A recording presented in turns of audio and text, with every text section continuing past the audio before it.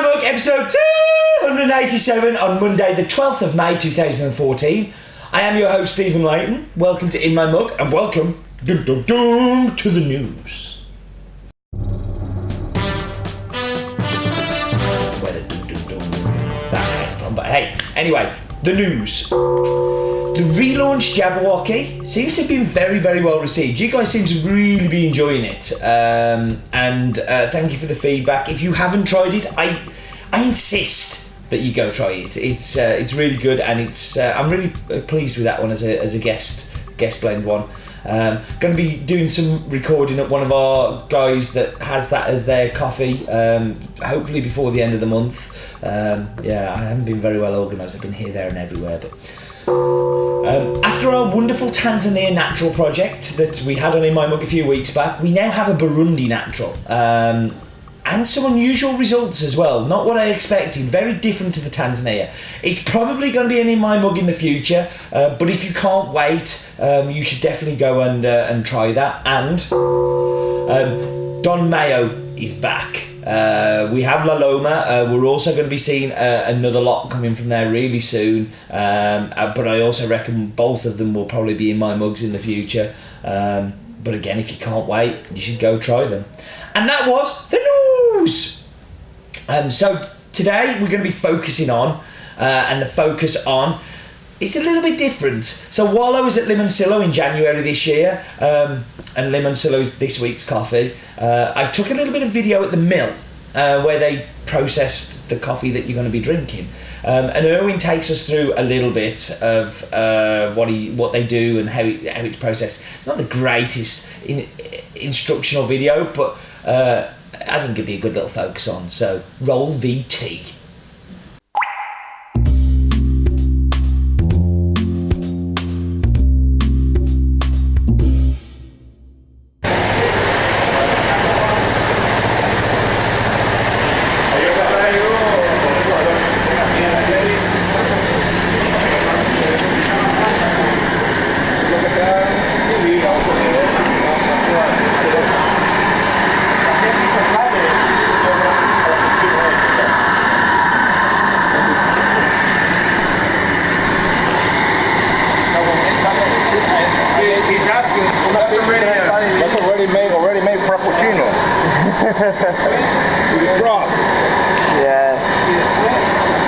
I'll give it a miss, like I would give a Frappuccino a miss. This is where we receive the cherry coming from the field. It comes into the siphon.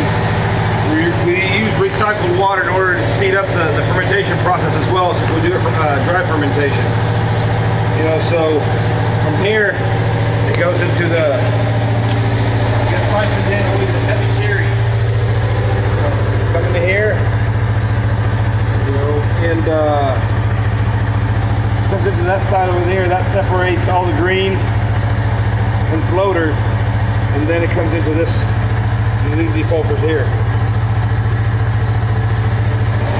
Once it gets here, it separates the pulp and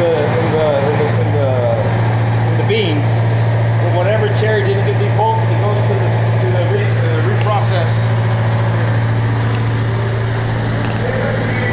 Reprocess depulper. This one we tighten it up. So normally the really small cherries don't get depulped in the Nicaragua one, but they do get depulped here, but we have tightened it up. And this is the machine that separates the cherry from the bean. The bean goes to the fermentation tank. Do you add water to the fermentation tank? No, so just the water that's carried it here? Yeah, and here, you can tell that fermentation tank over there, the water drains out. You do this so the water drains from the coffee, helps dry it more? Right. And how long would it sit in the fermentation tank for? I mean, this one was done yesterday, so almost a day and a half. Okay. Wow.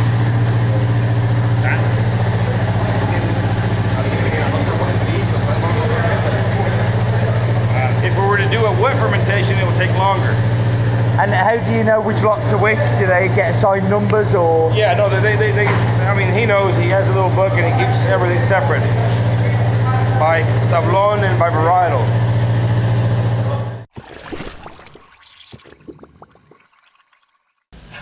this week's focus on? I kind of hope you enjoyed that. It's a little bit different. I thought it was worth sharing. And if you want to know more about washed, we do have a washed video link coming up on the screen. So, as we've just said, it's Limoncillo and it's the washed Caturra. We first bought this coffee back in 2007 in a buying group from the Cup of Excellence. The first time I cupped it, I just fell in love with it. It was just one I had to have. I only found out after the auction had closed that it's actually from the only family I know in Nicaragua, the Maresh family. It was just one of those weird coincidences, but I think it was kind of meant to be. And they've become very, very, very good friends. The following year, I got to visit the farm with some importers who are based in the UK, and spent the whole trip asking them if they would bring it in. And it's not what they normally do. They like to find the coffee themselves normally, but they kindly did give in to my pestering and brought in this coffee. And that worked well for a couple of years. But then we received notice a couple of years ago that the importers decided they didn't want to work with Irwin anymore. There was a breakdown in communication and it didn't really work out. But this was just with a few weeks until the coffee was meant to be shipped. And we really hadn't moved a lot of coffee at that point, and I certainly hadn't got the money to finance it, but we managed to get that money together, pulled all the strings together, as you do. Excuse me. It's just very chesty. And we managed to move that coffee, which was excellent. So the farm's located in Matagalpa. It's 171 hectares, which is huge. It's a beautiful location. It has 9 waterfalls within the farm. And if you go back and watch in my mug, again coming up on the screen here, while I was there, I actually filmed in front of one of the biggest waterfalls, which is very close to the farm buildings that you'll see in the map bit. The Maresh family who own it are super well known for their experimentational approach to farming. So that's with varietals, but also with processing.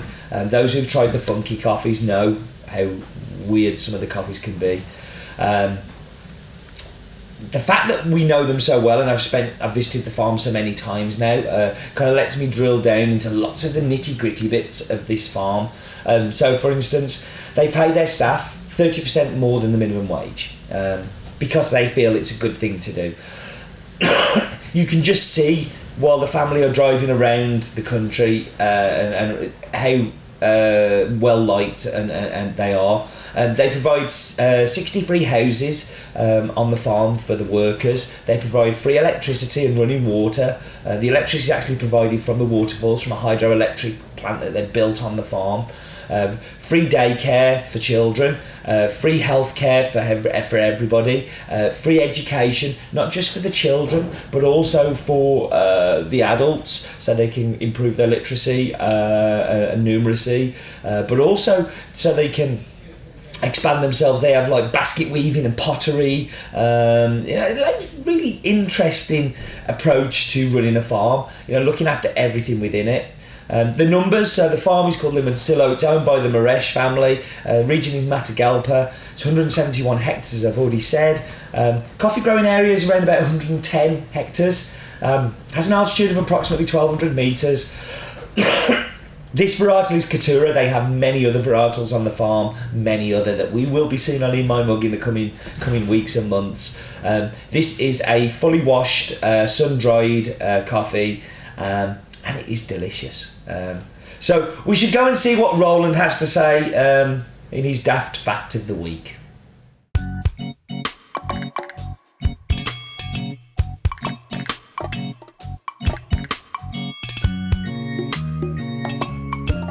Nicaragua is the largest country in Central America, but it's also the poorest. In fact, it's the second poorest nation in the Northern Hemisphere. I've got a feeling he's used that one in the past. I don't think he's used the largest one, but I think he's talked about it being the poorest before. It is an incredibly poor country, somewhere that was ravaged with civil war for a very long time, and actually was one of the last standing socialist governments. Very, very, strange country. Incredibly safe though. It's also reported to be the safest country in Central America. yeah, it's a real strange country. I love it. I love visiting there. It's also the first country I ever visited, coffee producing country I ever visited. So it's pretty special to me for that as well. Anyway, we should go and do the wonderful, funky, amazing, stunning, brilliant, super duper Matt bit.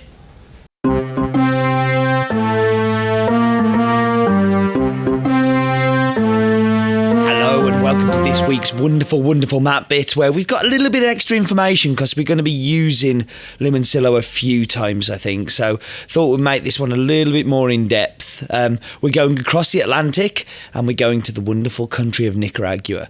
You see just above it you got Honduras, above there Guatemala, just below it Costa Rica and Panama. And let's get down into Nicaragua. You see Managua there on the star, that's the capital city. And here's our little silly fact about Nicaragua. There are no street names in Nicaragua address system. Addresses are given by using reference points or landmarks. So quite difficult to send a letter, I guess. Let's get down to the farm, and all of what you can see there is the farm. There is a lot of tree coverage there though. Highest point of Nicaragua is the Mogollon Mountain at 2,438 metres above sea level, and the lowest point, of course, is the Pacific Ocean, which is at naught because it's sea level. Duh. Right, so the land area of Nicaragua, it's very kind of quite big country for Central America, 120 square kilometres, 120,000 square kilometres even, 120 square kilometres won't be very big. And the land use, a lot of it is used for crops and for cattle, so you've got arable 15%, permanent crops 1.94%, and other 82%, which is stuff like cities, forests, all sorts of wonderful things like that. So this is at the top of the mountain looking down the valley. Where the pinpoint is actually the farm buildings. Let's see if we can kind of get into those farm buildings, and let's just highlight those as well. So let's put a little line around them. So that's the main farm buildings. Just to the right of that, you've actually got the waterfall, one of 7 waterfalls on the farm, but the tree coverage just means you can't actually see them. And that was the slightly longer but slightly more interesting map bit. So we're going to be using that map bit a few times, so we thought we'd spend a little bit longer on it this week. We've put a little bit more energy into it, which is hopefully you can see that in there. Got some really good angles, and kind of knowing the farm so well really helps. Okay, so I'm going to whap you on pause for quite a while because I'm waiting for somebody to arrive. I've got a special guest coming to join me here. Not a coffee guest, a beer guest. So I'm going to be back with you in just a moment.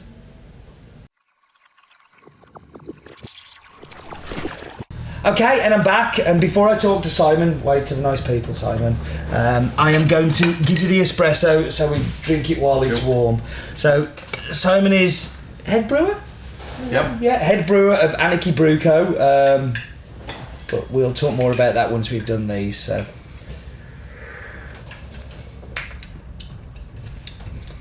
So I love this coffee. As I said to you at the first part of this video, I love this coffee so much because it's just sweet. Don't you get that sweetness coming through? Very sweet. My descriptor for this one is toffee apple. So you get that beautiful caramel, it's a sweet, but also there's a little bit of like an acidity under there, and the espresso for me is the best place for this coffee. I really do love it. No, that's good for me. So, I'm going to jog you along and swap your cups. So have it in, we'll also do it in milk. So Simon, tell us a little bit about Anarchy, because we first spoke 12, 18 months ago? Yes. How big's your bottling plant, first of all? Your brew plant at the moment? We're 10-barrel brew plant, which is 1,600 litres potential yield from the equipment. We're in a really small farm building. If you're ever up Morpeth Way, it's definitely worth visiting. There's a beautiful bar there as well. I love the whole kind of clubhouse feel at the front. Yeah. Really cool feeling. So it's quite rustic, obviously with modern equipment in it. Yeah. And a model of a plant for me. Like, it was almost like it not been used. Like, you can tell that everything is like cleaned down so well there, and it just very stainless, very shiny, very clean looking. Everything's organised. It's kind of like very envious of it. It's a really beautiful setup. So tell us about the beers, the kind of beers that you brew. How would you describe yourself as a brewery? Because we're brewing on 10 barrels, we've got great flexibility with regards to our production. We do have a bread and butter beer, which is our blonde beer, but I would say 50 to 60% of the other beers that we manufacture or produce are specialist beers. So I mean, a very craft style to what you're doing, isn't it? You know, You kind of, you think about the beers that you're doing. They're kind of, you see in places where they're a little bit more expensive. They're a little bit more hand brewed.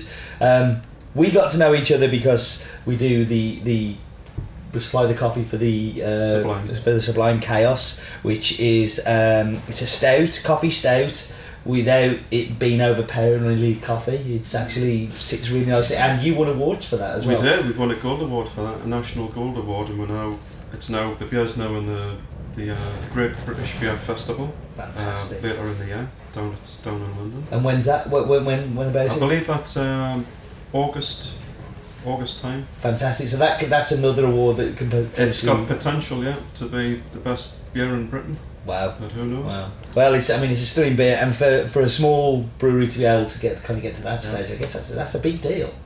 It's unreal. It's very special. Yeah.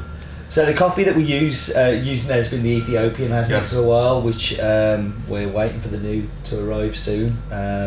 But yeah, it's worked really well, and it's been a great collaboration. What do you think to it in milk? I prefer espresso. The espresso was a lot more, wasn't it? We shall try it. I think it takes there we go. I won't give you. I was getting a lot of citrus. Yes. No. I for me, I kind of get there is an acidity in there, and for me, I kind of get that green apple kind of like tartaric kind of like tang to it, which is really delicious.